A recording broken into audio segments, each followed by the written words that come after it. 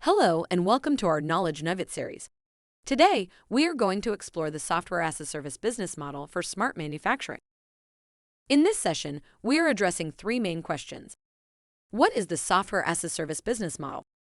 How are software as a service applications priced? And how do smart manufacturing startups use the software as a service business model? Let's go. Let's start with a basic example of the different methods of hosting applications and their underlying infrastructure. Traditionally, a company would host an application on its premises, meaning that from physical servers, storage, and networking gear through operating systems, middleware, and runtimes right up to data and applications, everything is located inside the company. This model works great for big companies with IT specialists, but it is rather expensive on a small scale. This is why many companies started to outsource their hardware bit by bit. Infrastructure as a service is the first step in the direction of provider-managed cloud services. It allows companies to access physically remote servers, storage, and networking hardware, as well as the virtualization and operation systems. Data and applications are still remaining on-premise and can be managed by the users themselves.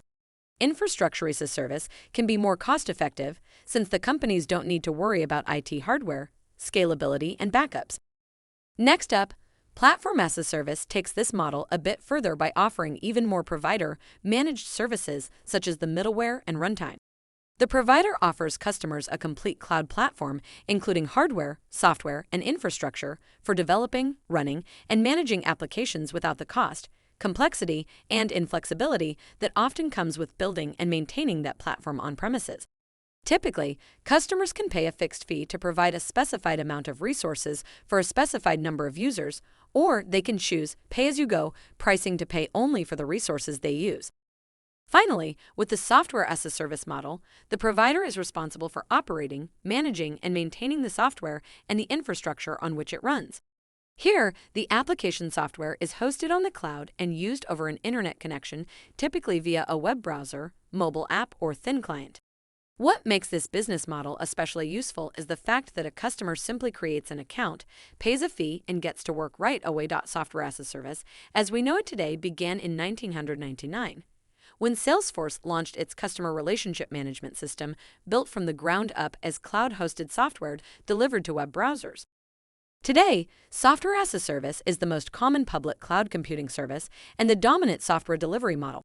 Much of the software that workforces use, from everyday tools like Slack for messaging and Dropbox for file storage and sharing, to core business applications such as enterprise resource planning and human resources/workforce optimization platforms, is delivered via the software as a service model. Compared to traditional software installed on premises, software as a service offers businesses of all sizes, from startups to giant global organizations, the benefits of rapid time to value, low to no management overhead, and predictable costs. Software as a service wouldn't be possible without the cloud. It takes advantage of cloud computing infrastructure and economies of scale to provide customers a more streamlined approach to adopting, using, and paying for software. Generally speaking, software as a service applications are built to be hosted on the cloud. That means that a software vendor can choose to run and offer applications either on their own cloud infrastructure or with a cloud service provider like Amazon Web Services, Google Cloud Platform, or Microsoft Azure. What makes software as a service so attractive is that applications are instantly accessible to any customer with an internet connection and end-user device. For example, a computer, mobile phone, or tablet. These applications typically run in a web browser or require a mobile app. Next, software as a service applications exploit the so-called multi-tenant architecture, in which a single instance of the application serves every customer. For security and data privacy reasons, each customer's application data, user data, and configurations are segregated from each other. Lastly, software as a service applications require little to no management and don't need expensive maintenance to run them. The vendor is responsible for everything, including provisioning, managing, and maintaining servers, applying feature fixes and security patches, as well as data backup and cloud security. Software as a service companies usually apply different pricing concepts to establish price ladders or price tiers for different versions of their software offering.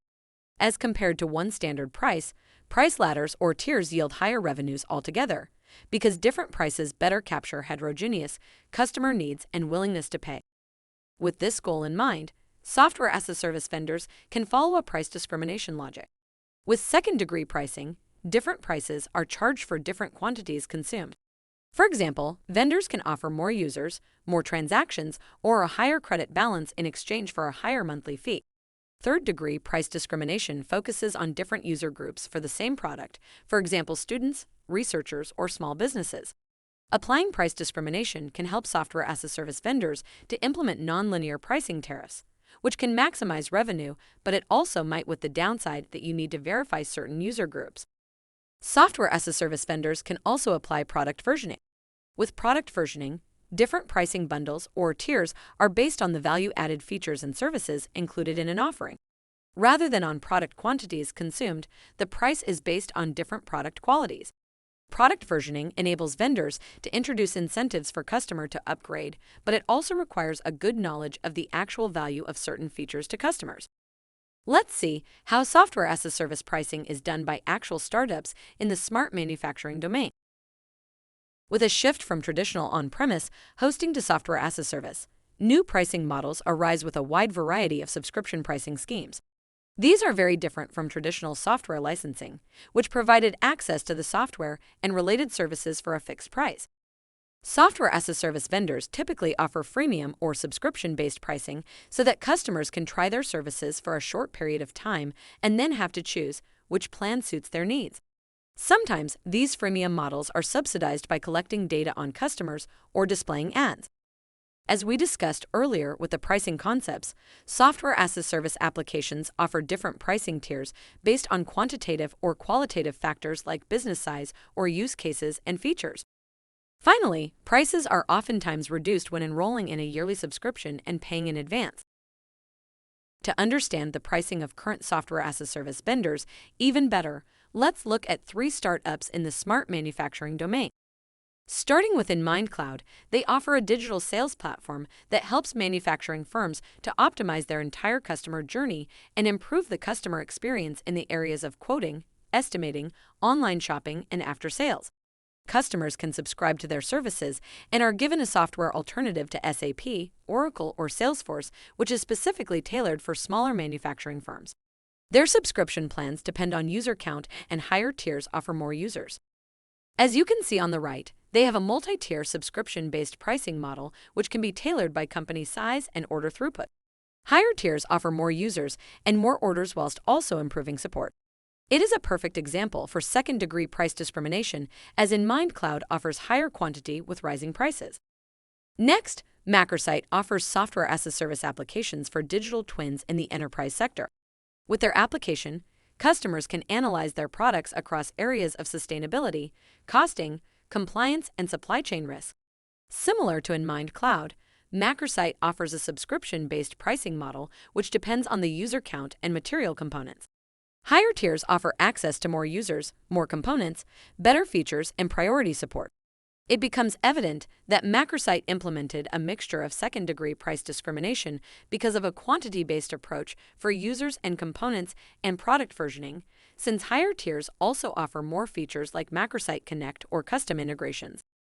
Finally, the Italian startup Sake offers software as a service applications for live product personalization in an online shopping system. They provide a visual commerce tool for stores or manufacturers to enable customers a better shopping experience and streamline production of custom clothing designs. Their subscription model heavily depends on customer throughput, as higher tiers offer more customizable products and tool views. This is a strong indication for a second-degree pricing discrimination, but it also has some hints of product versioning, as higher tiers also offer white label options for more brand identity at the customer side. As you can see, the software as a service business model in the smart manufacturing domain is well established. There are many ways to pursue this strategy, and different concepts are applied to find the right prices for the right customers. In this session, we explored the concept of a software as a service business model and its application in the smart manufacturing domain. We also had a brief look at different pricing concepts, as well as some actual startups that use a software as a service business model.